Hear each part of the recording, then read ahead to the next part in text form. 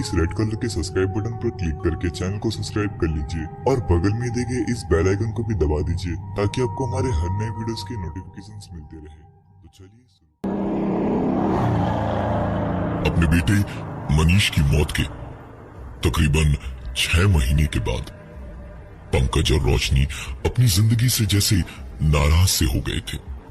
थक हार कर सबने कहा कि शहर की भीड़ भाड़ से दूर हो जाए और दोनों ने भी यही ठीक समझा। तो शहर से दूर पंकज ने एक होटल में नौकरी कर ली और रोशनी ने वहां के सरकारी स्कूल में ट्रांसफर की एप्लीकेशन डालकर सिक लीव ले ली। बेटे को गुजरे बस 6 महीने ही हुए थे। बिल्कुल भी कुछ करने या नए लोगों से मिलने का कोई इरादा फिलहाल तो नहीं था। अब चाहिए था तो सिर्फ एक घर। पंकज ने इंटरनेट पर भी ढूंढा तो एक प्यारा सा घर मिला जिसकी कीमत भी ठीक ठाक ही थी। एक दिन तय हुआ और दोनों बड़ी उम्मीदें लिए वहां शिफ्ट हुए। गैस वगैरह के कनेक्शन के लिए वक्त लगेगा और कुछ भी अनपैक करने का फिलहाल दिल नहीं था, तो दोनों ने बाहर ही उस दिन खाना बेहतर समझा। रेस्टोरेंट वहां से काफी दूर था। दोनों वहां पहुंचे और दरवाजा खोलकर अंदर बैठे ही थे जब जरा नजर चारों ओर दौड़ाई तो समझ आया कि किसी के भी चेहरे पर हंसी या मुस्कुराहट नहीं थी। सबके सब अजीब सा मुंह बनाए बैठे थे। पूरा माहौल जैसे मातम से भरा था। ऑर्डर लेने वाला वेटर आया तो वो शायद पहला था जिसके चेहरे पर मुस्कुराहट दिखी। आकर उसने ऑर्डर लिया और सब लिखकर पूछा, आप यहां घूमने आए हैं?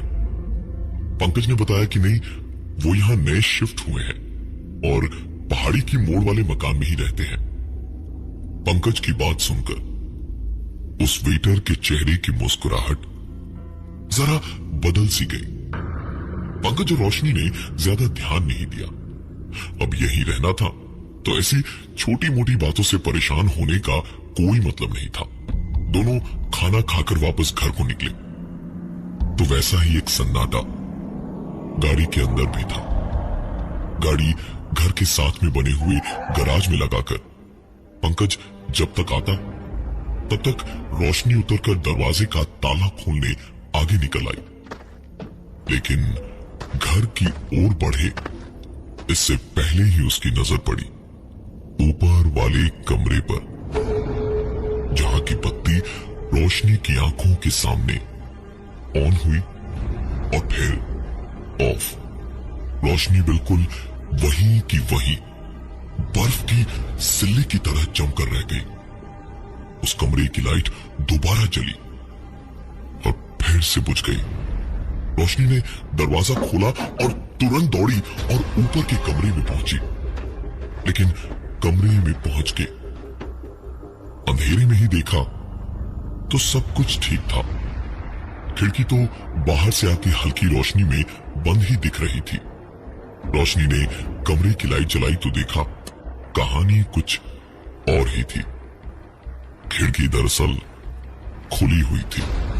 रोशनी ने आगे बढ़ के खिड़की बंद की और पर्दे खींचे और जब वो पलटी तो एक आवाज उसे साफ साफ सुनाई दी।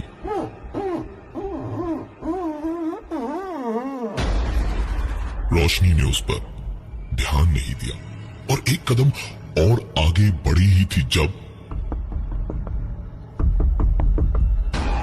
रोशनी को एक बार फिर से एक अजीब सा डर घेरने लगा था। रोशनी खिड़की पर से आती आवाज सुनकर पीछे पलटी और खिड़की का पर्दा हटाया तो उसकी चीख निकल गई, क्योंकि खिड़की पर जमी भाप पर किसी ने उंगलियों से लिखा था, मैं यही हूं। जिसे देखकर रोशनी चीख कर बेहोश हो गई और उसके बाद रोशनी की चीख सुनकर पंकज भागा भागा आया और आकर रोशनी को उठाकर बेडरूम तक ले गया। वहां उसे पलंग पर लिटाकर पानी के छींटे मारकर जगाया तो रोशनी ने रोते रोते पूरी बात बताई। रोशनी को संभालना बेहद मुश्किल हो रहा था। वो एक भी पल वहां रुकने को तैयार नहीं थी। पंकज ने उसे बहुत प्यार से माथे पर हाथ फिराते हुए समझाया और कहा, रोशनी, खाली घर शैतान का घर होता है। अब हम आ गए हैं ना, सब कुछ ठीक हो जाएगा। हम यहां होंगे तो बाकी सब अपने अपने रास्ते चले जाएंगे ना। लेकिन पंकज की बात खत्म ही हुई थी जब अचानक उनके कमरे का दरवाजा जोर की आवाज के साथ बंद हो गया।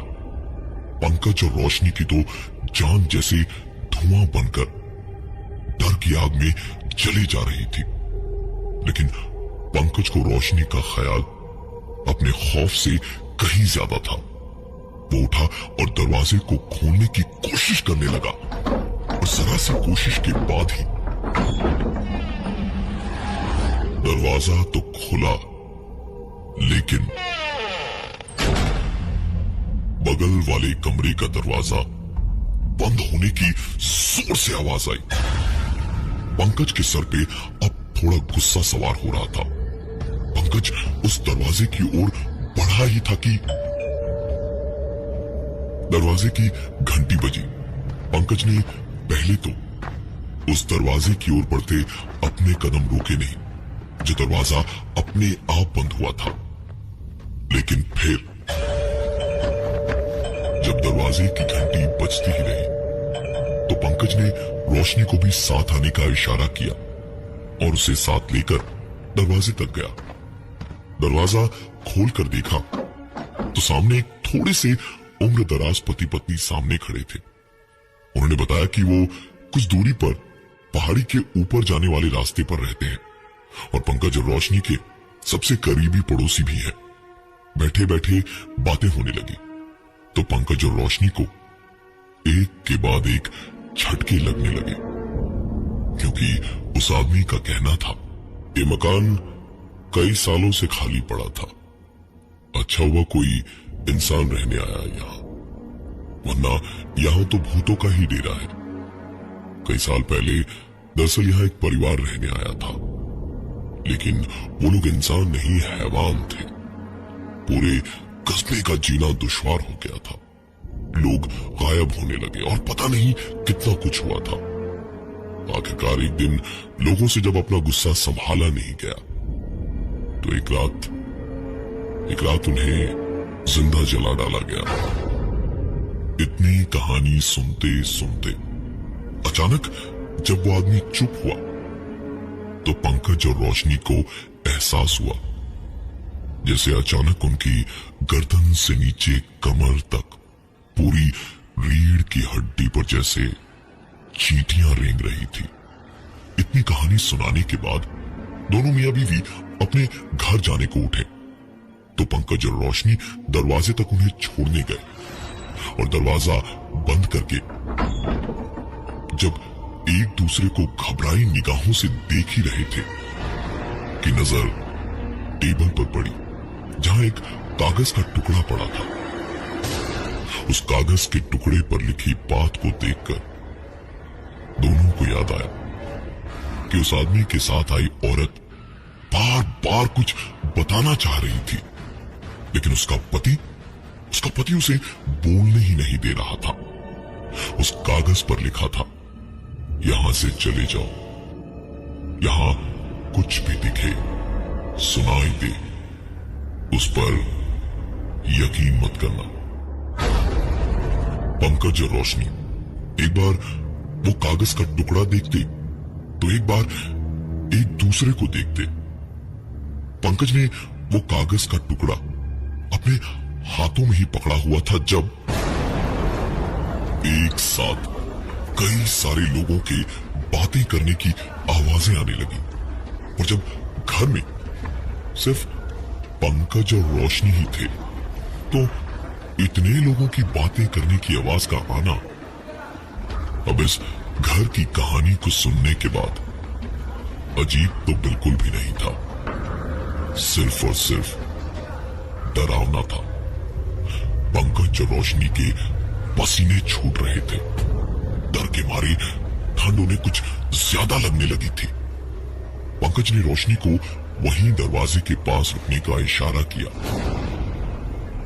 और खुद दबे कदमों से जिधर से आवाजें आ रही थी उस तरफ जाने लगा और उस कमरे के दरवाजे को खोलते ही पंकज के घर के अंदर इस कमरे में इस वक्त तकरीबन 8 से 9 लोग थे और अजीब बात यह थी कि न कोई हिल रहा था न बोल रहा था, पर आवाजें लोगों की चहल पहल की आ रही थी। पंकज के कदम वहीं पर जमकर रह गए। पता नहीं उसके दिमाग में क्या आया कि हाथ में पकड़ी उस औरत की छोड़ी हुई पर्ची उसने एकदम से फाड़ने को उठाई और उठाते ही सारी की सारी आवाजें रुक गई। वो सारे के सारे लोग जो कमरे में दिख रहे थे सब के सब पंकज की ओर पलटकर खड़े हो गए। पंकज की जान सूख कर गली में अटक गई। सब के सब पंकज की ओर आने लगे। कमरे की लाइट अचानक से ऑफ हो गई और पंकज ऐसे फंस गया जैसे जाल में कोई मछली फंसती है। एक पल को तो पंकज वैसे का वैसा खड़ा रहा, लेकिन फिर तुरंत पूरी दीवार पर अंदाजे से इधर उधर हाथ मारकर लाइट का स्विच ढूंढने लगा। उसके लाइट के स्विच को ढूंढते ही किसी ने जैसे एक झटके से पंकज का हाथ पकड़ के दीवार की ओर जोर से उसे खींचा। पंकज दीवार से किसी छिपकली जैसा चिपक गया। पंकज ने अपने दीवार से चिपके हुए कान से साफ दीवार से आती एक आवाज को सुना, यहां से चले जाओ, ये घर तुम्हारा नहीं है। और इस बात के खत्म होते ही कमरे की बत्ती ऑन हुई और पंकज ने खुद को दीवार से छुड़ाकर पूरे कमरे को घूमकर देखा तो पूरा कमरा, जहां थोड़ी देर पहले इतने लोग थे, वो कमरा अब खाली पड़ा था। पंकज वहां से निकल के बाहर भागा तो देखा सामने दरवाजे के पास रोशनी अपनी आखिरी सांसें गिन रही थी। दरवाजे से जितनी दूरी पर रोशनी पड़ी हुई थी वहां तक खून की एक लकीर ऐसे बनी हुई थी जैसे उसे वहां तक घसीटा गया था। पंकज भागता हुआ आया और रोशनी का सर अपने गोद में रखकर किसी तरह उसे ठीक करने की कोशिश करने लगा जब रोशनी ने अपने आखिरी अल्फाज कहे, यहाँ जो भी दिखाई दे या सुनाई दे उस पर यकीन मत करना। और एक आखिरी सांस लेकर रोशनी पंकज को इस दुनिया में हमेशा हमेशा के लिए अकेला छोड़कर चली गई। पंकज वहीं बैठा हुआ माथा पकड़े रोशनी का सर अपनी गोद में रख के किसी बच्चे की तरह सिसक के रोई जा रहा था जब अचानक से उसे एक आवाज सुनाई दी, पापा रो मत ना, पापा रो मत, पापा मैं यहाँ हूँ, पापा मैं यहाँ हूँ, रो मत पापा प्लीज, रो मत पापा, रो मत पापा मैं यहाँ हूँ, रो मत ना पापा प्लीज, रो मत ना पापा प्लीज,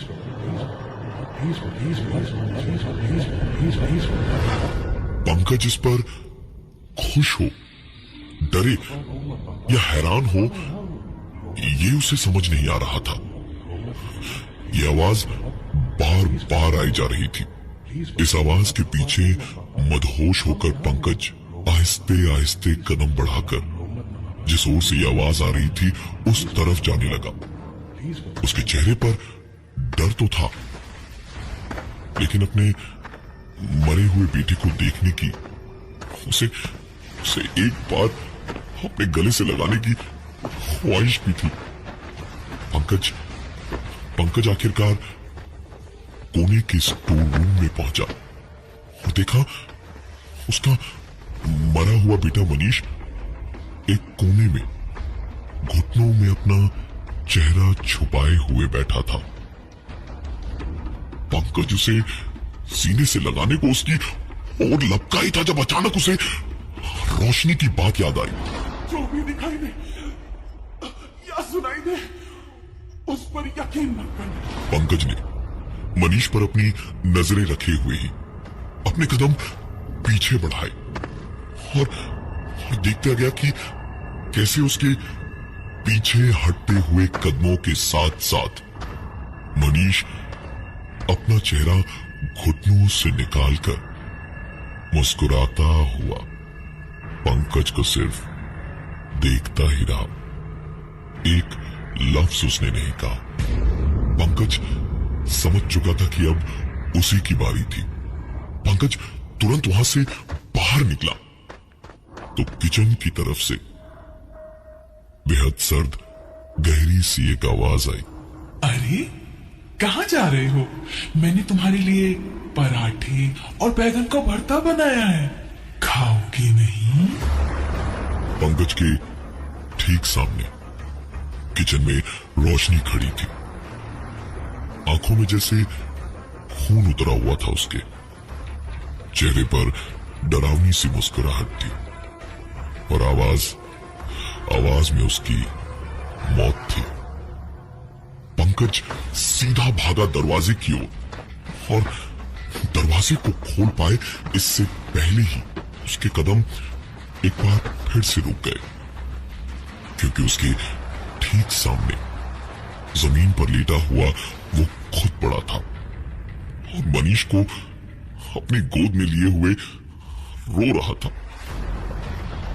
पंकज कितने भी डर, खौफ या घबराहट में होता था तो आखिरकार बाप ही मनीष की मौत का पल याद आया तो एक पल को ठिठक के वहीं रुक गया और फिर जिंदगी बचा सकने वाली रोशनी की उससे बात याद आई।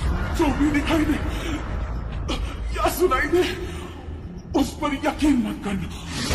पंकज तुरंत पलटा पीछे के दरवाजे से भागने को तो उसके पीछे वही सारे लोग पंकज को अपनी ओर आते हुए दिखाई देने लगे। पंकज कभी उन्हें देखता, कभी किचन में खड़ी अपनी बीवी रोशनी को, तो कभी पीछे मनीष की लाश को गोद में उठाए हुए खुद को रोते हुए, तो कभी उसके कानों में मनीष की आवाज गूंजती। पंकज खतरे में पड़े किसी कबूतर की तरह अपनी आंखें बंद कर ली और बस जिंदा बच पाए यही सोचने लगा और उसकी दुआ तुरंत ही कबूल हो गई, क्योंकि सवेरा हो चुका था। पंकज ने एक राहत भरी सांस ली और सीधा अपने मकान से बाहर भागा, लेकिन बाहर कदम रखते ही उसने देखा कि मकान के बाहर नहीं बल्कि वो घर के ही एक दूसरे कमरे में घुसा था और अभी सवेरा नहीं हुआ, बस वही काली अंधेरी रात थी और एक आखिरी बार उसने सुना, यहाँ जो भी दिखाई दे या सुनाई दे उस पर यकीन मत करना। वो सारे के सारे लोग पंकज की ओर अभी भी आ रहे थे और एक कोने में रोशनी और मनीष पंकज को देखकर बस रोए जा रहे थे।